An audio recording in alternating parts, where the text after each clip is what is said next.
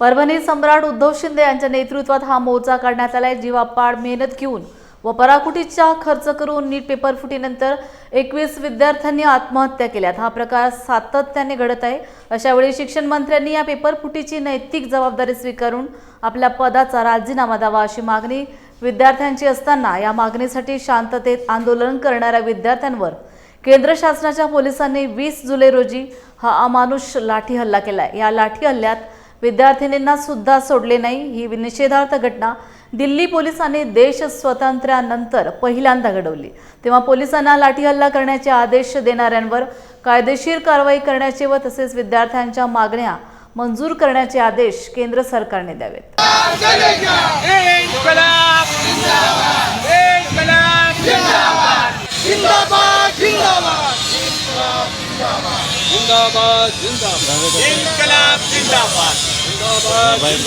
Communist पक्षाच्या वतीनं जे आज केलेलं आहे ते देशभर 20 तारखेला आंदोलन झालेले आहे।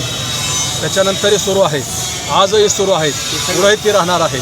विद्यार्थ्याच्या मोर्चावर जो काही लाठीचार्ज 20 तारखेला झाला त्याचा निषेध करण्यासाठी आणि विद्यार्थ्याच्या ज्या काही मागण्या आहेत त्या मागण्या सोडवण्यासाठी त्याच्या मागण्यासाठी आम्ही आज इथं मोर्चा काढलेला आहे। हा मोर्चा जोपर्यंत विद्यार्थ्याचे मागण्या मान्य होत नाहीत, शिक्षण मंत्री राजीनामा देत नाही आणि विद्यार्थ्यांनी केलेल्या मागण्याची सोडवणूक होत नाही, तोपर्यंत आमचं आंदोलन सातत्यानं चालूच राहणार आहे।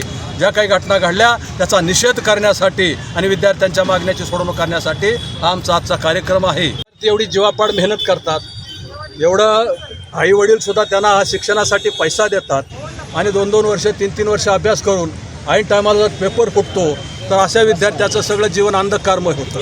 जसं विद्यार्थ्याचं जीवन अंधकारमय आहे तसं दिल्लीमध्ये आज शेतकऱ्याचे आंदोलन सुरू आहे। शेतकऱ्याच्या शेतीमालाला भाव नाही आहे। दररोज महाराष्ट्रामध्ये 8 शेतकरी आत्महत्या करत आहेत। विद्यार्थ्यांचा आहे, शेतकऱ्यांचा आहे, सर्वसामान्य जनतासुद्धा महागाईच्या याच्यामध्ये एवढी भरडली जाते।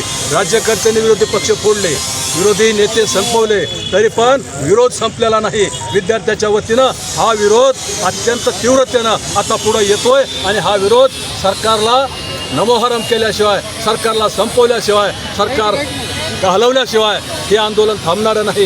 विद्यार्थ्याचे प्रश्न जरी असले तर हे निमित्त मात्र आहे, पण याच्यामध्ये रोजगाराचे प्रश्न आहेत, शेतकऱ्यांचे प्रश्न आहेत, सर्वांचे प्रश्न आहेत। ह्या सर्वांच्या प्रश्नाला धरून हे आंदोलन सुरू आहे। म्हणून विरोधी पक्षसुद्धा जे भगतसिंगाचा विचार मानतात, बाबासाहेबांची विचारसरणी मानतात, हे सगळे विरोधी पक्षसुद्धा याच्यामध्ये आहेत, विद्यार्थ्याच्या आंदोलनाच्या पाठीशी आहेत।